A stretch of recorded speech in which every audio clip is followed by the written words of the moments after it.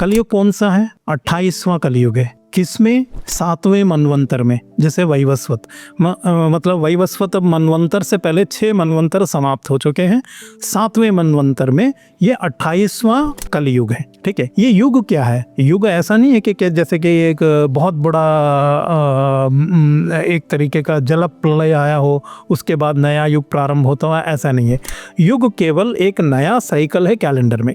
जैसे 2023 के बाद 2024 प्रारंभ हुआ, इस तरह का युग कैलेंडर वैदिक युग में 5 वर्ष का था और मनवंतर 1000 वर्षों का होता था। इसलिए देवाह वै सहस्र संवत्सराय दिदीक्षिरे, और सहस्र संवत्सर की परंपरा वो जो गिनती की बहुत जगह है, इवन दक्षिण में केरल में अभी भी जो परशुराम युग के ना 1000 वर्षों बाद रीसेट होता रहता है। तो ये 6000 वर्षों का समय समाप्त हुआ था जब वैवस्वत मनवंतर प्रारंभ हुआ, वो 7300 BC के आसपास, जो मैंने, क्योंकि वो सूर्य सिद्धांत जो लिखा गया 28वें कृतयुग के अंत में लिखा गया, और उसकी डेटिंग मैंने जो आर्के एस्ट्रोनॉमी के आधार पर जो 22 फरवरी 6778 BC, आज से 8800 साल पहले। इस तरीके से हम युग कैलेंडर कैसे कैसे उसके ईयर्स को मल्टीप्लाई करते हुए किया गया।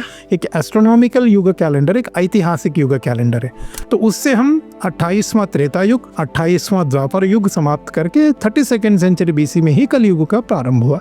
ये हमारी परंपरा है और ये हमने वैदिक युग से लेके हमारे पास उन्नत कैलेंडर रहा है, तो इसलिए हम उस तिथि को याद रखते हैं। समस्या ये हो गई, महाभारत काल से कुछ 100 वर्ष पहले हमने युगों को 360 से मल्टीप्लाई कर दिया 12000 को। उससे क्या हो गया, लाखों करोड़ों वर्षों में हमारा युगों का अंतराल होता है। उस वजह से ये कन्फ्यूजन हो गया कि इतिहास कैसे समझाए लाखों करोड़ों वर्षों में।